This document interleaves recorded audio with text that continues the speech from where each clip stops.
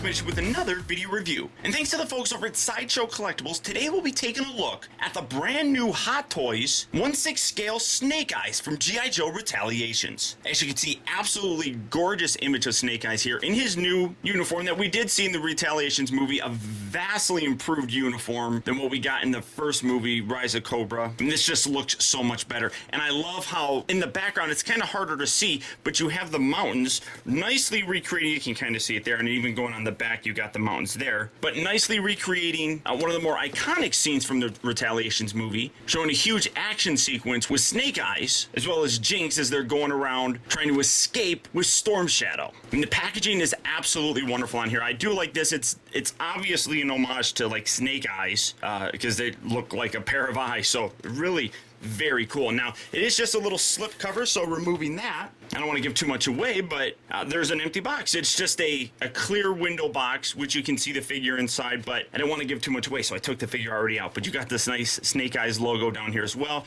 Very nice homage to G.I. Joe as well with the red, white, and blue. And then when you come around here to the top, you got Snake Eyes. Down here on the bottom, you see G.I. Joe Retaliations. And then on the back, another outstanding image showing a very silent, yet very deadly Ninja Warrior. It kind of gives a new meaning to silent but deadly, but I absolutely love that. Very focused, very disciplined, outstanding image. And then, of course, much like with all the Hot Toy figures, you get a very nice bit down here that give credit to the sculptors and things of that nature. So absolutely fantastic. The packaging on here is wonderful. As you can see, the art is wonderful, both inside and out. Just absolutely top notch, and really speaks to the level of collectability that these Hot Toy figures have when the boxes themselves almost look like collectible pieces. But enough with the boxes, let's get Snake Eyes open and see how cool he actually is. Alright guys, so here we have Snake Eyes open up and out of its packaging. And I have to be totally honest, when it comes to G.I. Joe, I never was a really big fan. It was kind of a casual passing interest that I had. As a kid, I played with all the figures, and I was absolutely jealous of my cousin, who had just about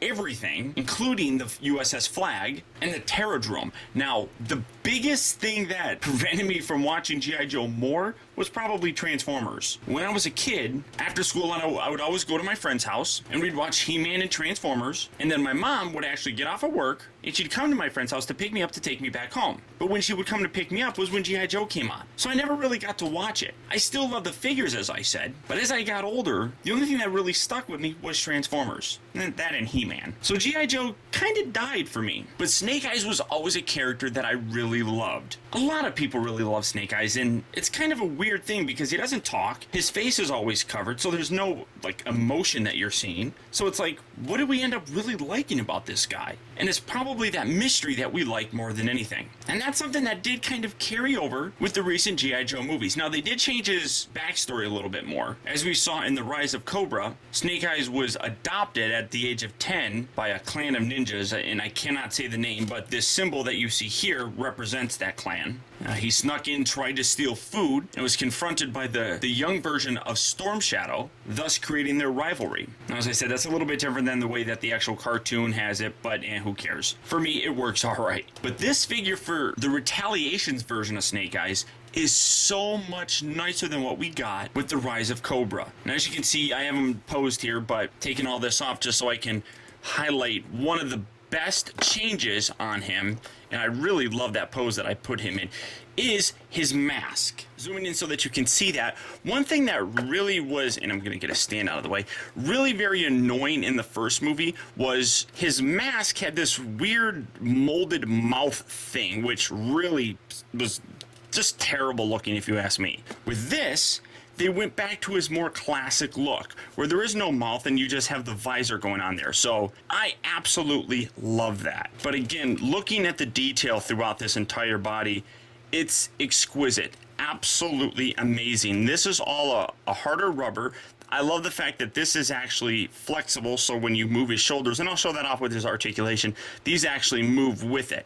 This whole piece is a little bit loose, as you can see. It comes up underneath, and you can see his Under Armour. One thing that I do have to talk about is that this little piece right here, which is probably hard to see, but actually detached. Zoom in so you can see that a little bit more. I can probably fix that myself, but you can see that it's supposed to stay over. Unfortunately, that's how it came out of the box, but it really does show you just how careful you do have to be with these. These aren't toys, but staying zoomed in, you can see absolute wonderful detail on the actual armor itself. You got all these buckles and everything. They don't actually open, and then you come around here to the back and he's got all these different pouches here. These also don't open, but the inclusion of them is absolutely fantastic. Then you come down here to his pants, and these are just regular kind of cargo pants, I would imagine. Nothing spectacular with them. He does have kind of like some foam in there, it feels like, that poofs those out, but coming all the way down, wonderful detail. Got really cool boots. I love the fact that him being a ninja would make sense to have padded boots as he's doing a lot of kicking, but the most amazing part really is that completely redone face. It's so very nice. Now, it's amazing how wonderful the detail is on this, and they don't even have to do too much with it because it doesn't have a face. So he doesn't really have to recreate any particular look. But that is so wickedly cool. Now, would it be a Hot Toy figure if we didn't get a slew of hands to go along with them? You get a total of 5 sets. You have a set here right and left of a kind of relaxed hand. Not too much, but same detail on all of them. You got another one where he's holding the little trigger sort of thing. Then you have the more open palm look right here that you can smack someone with. And then, of course, his fists, so he can punch people. And then he also comes with the ones that I have on him right now, which are the closed fist but open kind of, so that you can actually get him to hold his sword. Now, he does come with this gigantic, I don't even know exactly what it is. It's some kind of a automatic gun, like a machine gun or something like that. Wonderful detail on this as well. I love the fact that this can actually extend, giving him support where he would like put that up against his arm, just that when it's going like that, it actually stabilizes it. I love the fact that if you wiggle this just a little bit, you can pull this magazine, I guess, out, and then you can see that you can actually see the bullet there. Wonderful detail there. And then just push that right back in. Give that a nice little push. This little handle section moves forward and back. And zooming in just so that you can see the detail. It is wonderful detail, and like I said, the best way to get this to open is to kind of hold here and pull here, so you get that to pop out. You see the bullets right inside there, and then when you push it in, it actually does clip into place. So if you're having a hard time pulling it out, that might be why. But if you listen, it clips into place nice and securely, so that's not going to fall out. But wonderful looking, I'm just going to call it a machine gun. He also does come with a couple knives that one can slide right inside here. He's got a holder for it. Just a plastic knife, nothing spectacular, but a nice, wonderful paint job on there. Put that right in there like so. And then you come around to the back, and then underneath this, you have another spot for a knife right up under there. So there's storage for his 2 knives. Very cool as well. He also does come with his handgun, which when you do get this out of the packaging, there is a weird bit of foam that's actually jammed inside there, just I guess to hold the shape of it. But when you take that out, you can fit this in there a whole lot better. And again, a nice, wonderfully detailed handgun. I do not know what type of handgun it is, but this also has a magazine. I'm trying to get this right. I'm hoping that this is a magazine, because I had a conversation with somebody and I called it a clip one time, and he made sure to correct me. So I'm hoping I'm getting it right this time. But again, you see the nice bullet right in there. Put that in. That doesn't clip in, but it stays in fairly nicely. But one thing that's absolutely wonderful, you can actually cock the hammer. At least I think that's the hammer. But you can cock the gun, and it's spring-loaded. So it'll spring back.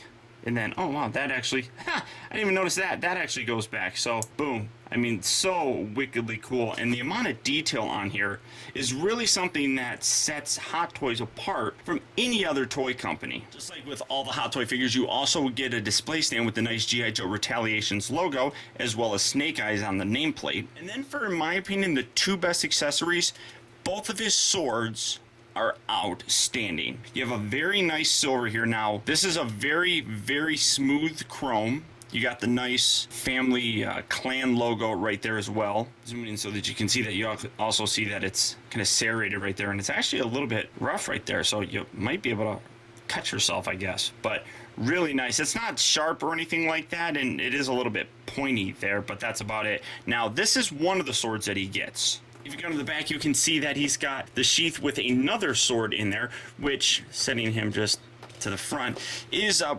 little bit thinner looking. and the handle itself is a little bit smaller.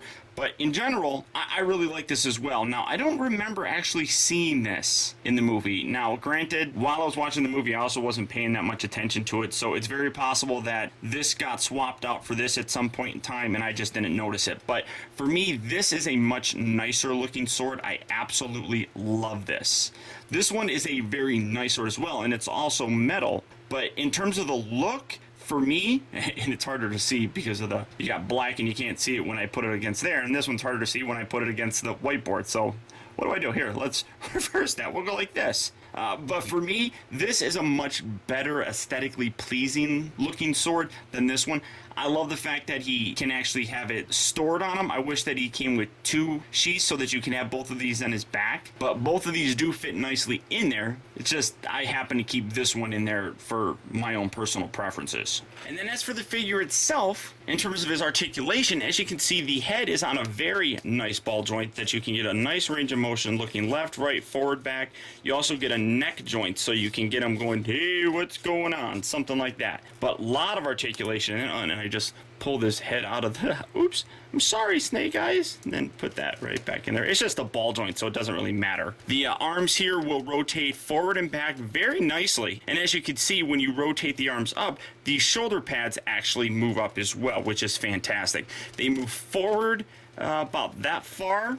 Now, because of the material on the actual clothing, it makes it a little bit more limited, which does kind of affect things. I really do wish that they used a bit more of a stretchy material, especially in the pants. We'll get to that here in a minute. The arms are a little bit better. They also rotate at the upper part of the bicep. They bend at 2 joints here at the elbow, so you can get them all the way up to his face, which is absolutely wonderful. And then the wrists obviously are on these little pin sort of things, so you can move it forward, back, and they rotate. So full range of motion. You got a torso cut right up there. He also rotates, but again, it's limited by what he's wearing. Now, when you come down to the pants, that's where I really wish that they used a little bit more of a stretchy material. Like, this is as far as you can really get his leg spread. As a ninja, I really would love to be able to do a kicking pose, and you can't. So I would have loved to have seen him if they put some kind of a stretchy material more in the pelvis area to really allow you to really stretch it up. Now, you can bunch this up and get it a little bit higher, but it's not all that great. He does rotate at the upper part of the thigh itself. He has 2 joints here at the knee. You can see 1 joint, I mean, like there, it looks like I broke his leg, but 2 joints here at the knee, and then the feet move all the way around. They pivot back and forth. They go back. They don't really go forward too much. But, again, most people are just going to have him standing there. I really do wish that I could have gotten him into some more dynamic poses, but I'm happy, nonetheless, with what we got already. Now, for me, G.I. Joe was never really a franchise that I followed all that well. And when I got this figure, I was really very much on the fence about it. But after opening him up and checking him out, I am absolutely amazed with this figure. Now, price-wise, he's a little bit cheaper than some of the standard Hot Toy figures that we get. My guess, honestly, is because you don't really need to have the licensing rights to the likeness of a particular actor when he's wearing a helmet. So I think that probably keeps the cost down a little bit. As it is, this guy runs you at about $195, which, as I said, a little bit cheaper than a lot of the standard Hot Toy figures that we've been getting lately. And at $195, I really do think that Snake Eyes is well worth picking up. As I said, I'm not much of a G.I. Joe fan, and I absolutely love this figure. So if you are a Joe fan, I have no doubt that you'll be even more impressed than I am. Now, if you are interested in picking this guy up, go ahead and click on the link down in the video description. You'll go to Sideshow Collectibles and you can pick up your own Snake Eyes and have your very own silent but deadly Ninja Warrior to display proudly in your collection. But that's about it. So until next time, I want to thank you guys for tuning in. This has been Optibotimus. Keep in touch with me. Find out recent purchases as well as all upcoming video reviews all at facebook.com/TeamBotimus, and follow me over on Twitter at twitter.com/Optibotimus. And until next time, I'll talk to you later.